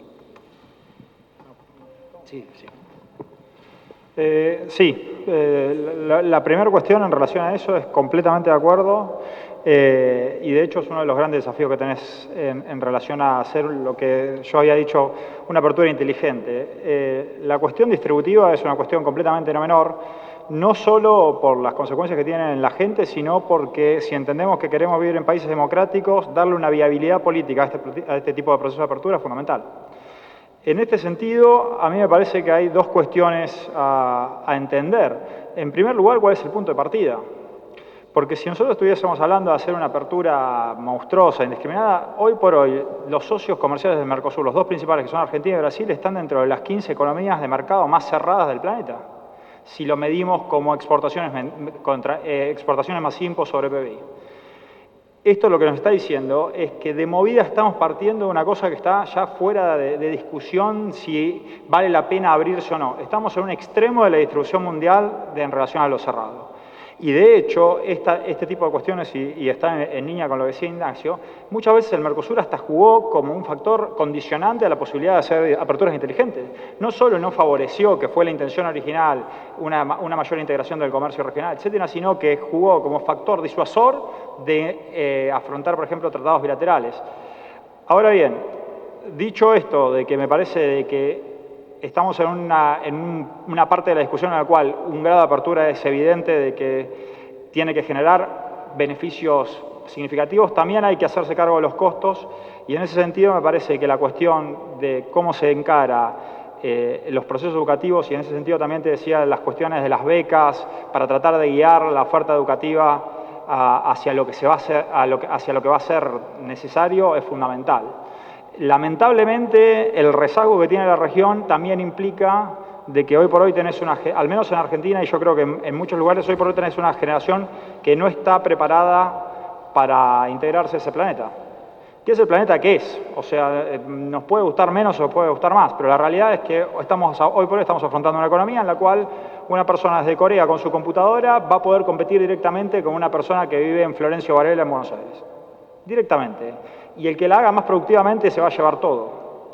Entonces, en ese sentido me parece que no solo hay que pensar el proceso de integración al comercio internacional de la manera que más beneficios se pueda sacar, sino que también hay que tener algún plan de contingencia para esas personas que son ciudadanos de los países del Mercosur y de Argentina en particular, y que van a seguir estando por los próximos 20 años. Y en ese sentido me parece que sí, la cuestión distributiva es fundamental, y me parece también de que hay que pensar políticas sociales acorde a estos sectores que se sabe que van a tener sus costos.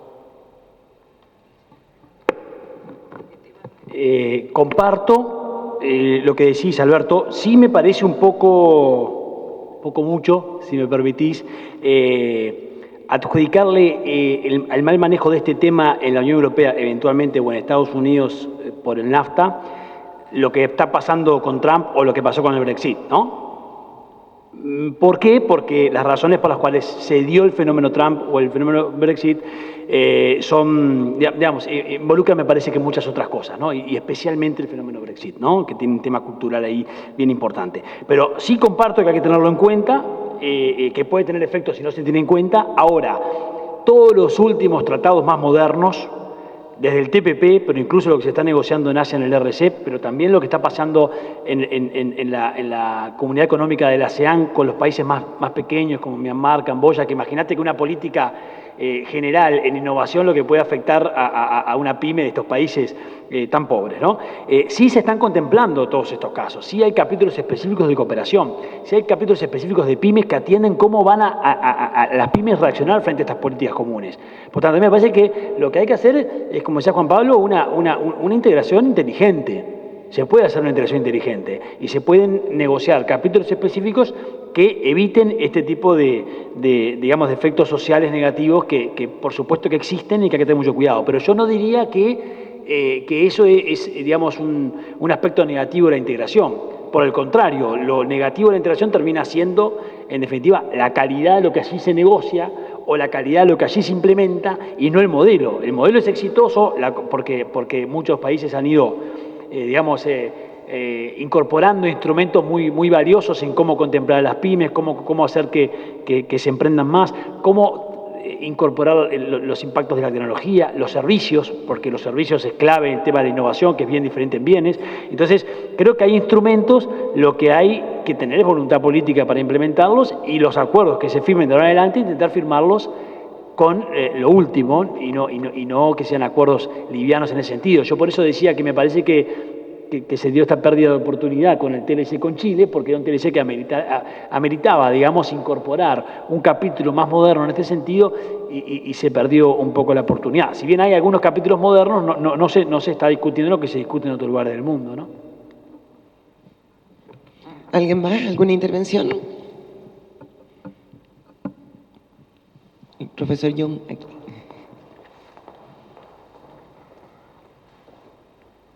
Es difícil no tentarse de participar en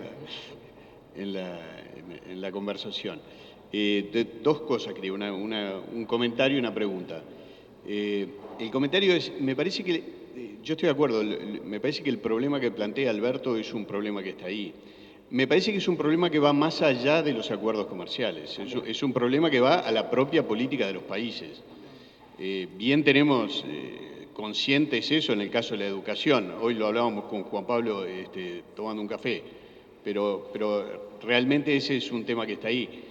Y también está en el tema de políticas de promoción de la innovación y el emprendimiento, pues en definitiva está promoviendo la parte más dinámica de lo que es, si es exitosa esa política, la parte más dinámica del entramado empresarial, y te está generando probablemente desigualdad en el avance. Entonces, ¿cómo compatibilizar eso, ¿no? La necesidad, que somos todos conscientes de que es importante promover ese avance, con generar los equilibrios que en ese largo plazo es necesario preservar para tener sociedades cohesionadas y que hoy en día, con el tema de la importancia del conocimiento como base y ventaja competitiva, es fundamental, y que van a ser de largo plazo. Entonces, no sé, simplemente para poner el tema arriba de la mesa de que tal vez no solo es un tema de acuerdos comerciales, no sé cómo lo ven ustedes. Ese es un comentario.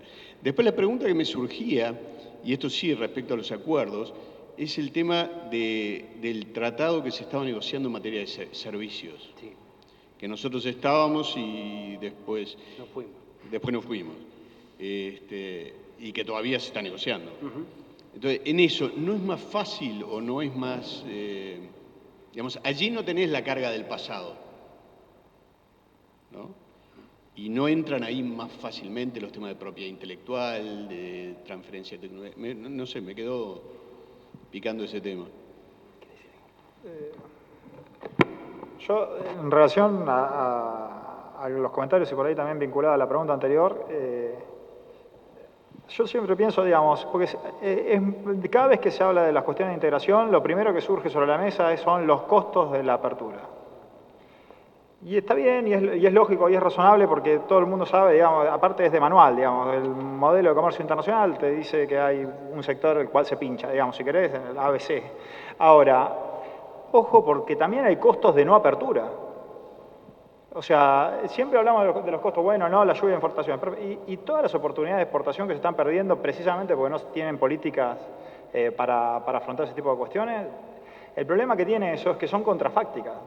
Digamos, yo abro la economía y veo el impacto pleno de la importación en el tipo que tenía la fábrica y que me sale en el diario con la persiana baja.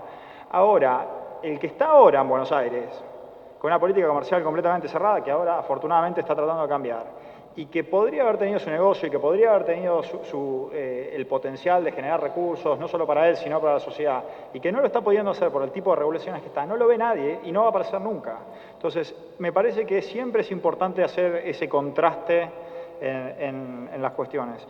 Y después, una sola cosita con relación a la propiedad intelectual, que ojo porque no es sencillo de calibrar y no es trivial tampoco cuál es el grado que hay que darle de protección a la propiedad intelectual.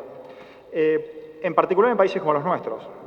Y por ahí acá me remonto un poco al ejemplo de la industria farmacéutica. Muchos de los desarrollos de la industria farmacéutica, tanto argentina como brasilera, son aprovechamientos o usos de la baja protección a la propiedad intelectual, digamos. Entonces, por un lado, vos tenés todos los incentivos del mundo de hacer un régimen de propiedad intelectual súper rígido, que premia al tipo que innova y que le maximice los beneficios bien a la Schumpeter, digamos.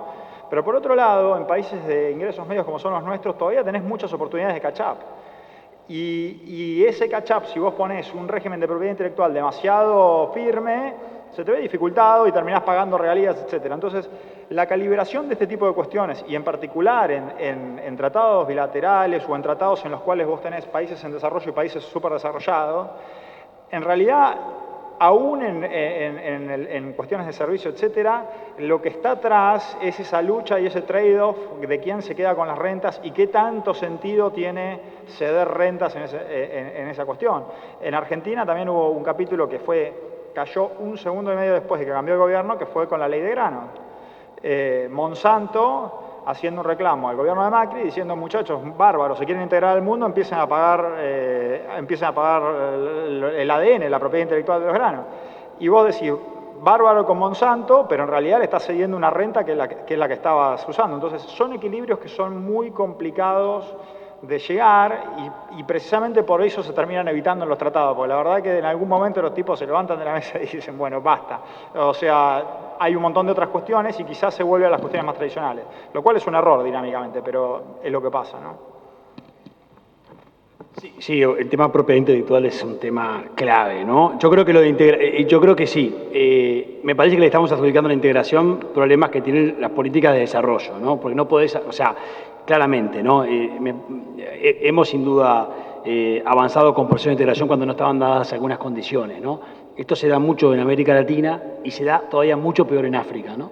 Donde, no sé si lo saben, pero es el continente donde hay más acuerdos y más mercados comunes y uniones aduaneras del mundo, digamos. Pero claro, después no hay carreteras, entonces es imposible aprovechar los instrumentos, ¿no? Ahí hay un tema. Yo creo que en servicios el TISA, todo está paralizado hasta que intentemos entender cómo piensa el señor Trump.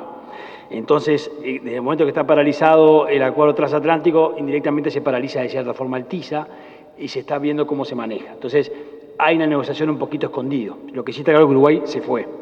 Y la razón por la cual se fue tiene que ver, me parece, con que no está definida una estrategia de desarrollo en servicios, donde coincido 100%, este tema es clave y se puede avanzar en una agenda totalmente distinta a la que te genera la clásica. El Mercosur no visualiza ese camino porque no se ha avanzado en el protocolo de Montevideo que negocia los servicios, no se ha avanzado, entonces no hay liberación de servicios en el Mercosur. La Alianza del Pacífico intenta avanzar en ese sentido, pero lo hace más a través de lo que negoció en el TPP, que es un acuerdo que no está del todo muerto, pues yo creo que nos va a dar sorpresa el TPP-11 nos va a dar alguna sorpresa. Y después hay propiedad intelectual. Yo creo que sí, propiedad intelectual, a ver, está muy relacionado y es un tema clave, sigue siendo para Uruguay. De hecho, el TLC Uruguay-Chile está en el Parlamento paralizado por Uruguay porque el lobby contrario a las patentes no quiere ese acuerdo. Y no quiere ese acuerdo porque dice que Uruguay hará todos los esfuerzos para incorporar el acuerdo sobre patentes. No dice ni que lo incorpora, ni tiene un capítulo de propiedad intelectual, sino lo que dice textual es que hará todos los esfuerzos. Igualmente Uruguay no lo aprueba. Por lo tanto, en un país pequeño, pero con genéricos también. Imagínense si esto es una discusión. Si uno repasa un poco las experiencias internacionales y lo que es India hoy en los medicamentos y lo que fue trabando la propiedad intelectual durante un tiempo, generando una industria, la industria más grande del mundo a nivel de genéricos, ¿no? Pero después aceptando la propiedad intelectual y logrando a partir de esta base innovaciones muy fuertes, donde también ya tiene medicamentos y sus principales productos de exportación de medicamentos son Estados Unidos, Europa, etc. Bueno, es una discusión que tenemos que ver, ¿no? Por si la trabamos o no la trabamos, pero de vuelta, me parece que caemos en la discusión de la política de desarrollo que no sé si tenemos, ¿no? Pero sí coincido que la propiedad intelectual es importante y me parece que en servicios para Uruguay, por lo menos, más complejo para Argentina y para Brasil, mucho más complejo, pero para Uruguay no entiendo todavía cómo no hemos potenciado más los capítulos de servicios que pueden tener este tipo de efectos. Lo que pasa es que hoy el único instrumento para hacerlo son los tratados de libre comercio y no están disponibles. Y entonces ese es el problema que estamos teniendo y que estamos un poco trabados porque no es el Mercosur el ámbito para negociar servicios porque no se ha negociado. Bueno, vamos a dar por cerrada nuestra conferencia, pero antes de invitarlo a nuestro vino de honor para que compartamos un grato momento todos juntos, quería dejarles con la palabra a nuestro director subrogante de la Fundación Konrad Adenauer acá en Uruguay, el señor David Prela. Muchas gracias. a los excelentes expositores. Un gusto poder cerrar este evento, especialmente cuando uno ve aquí, más que nada, en caras muy jóvenes. Y creo que el promedio de edad de esta noche es de 28 años. Y me alegro mucho porque ustedes son la innovación, son el emprenderismo que este país y que todas las naciones de América Latina necesitan. La innovación, por un lado, puede ser algo muy fascinante. A mí me fascina especialmente nuestro trabajo. Todos los días estamos buscando más eficiencia, más velocidad, más nuevas tecnologías, pero para una gran parte de la sociedad puede ser algo que causa mucho terror y mucho miedo porque a uno le cuesta cambiar.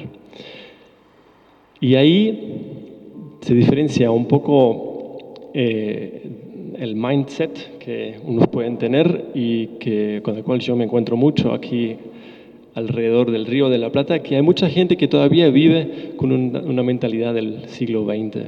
Y es muy difícil hacerle entender que esto ya fue y que el mundo nuevo es diferente, es otra cosa.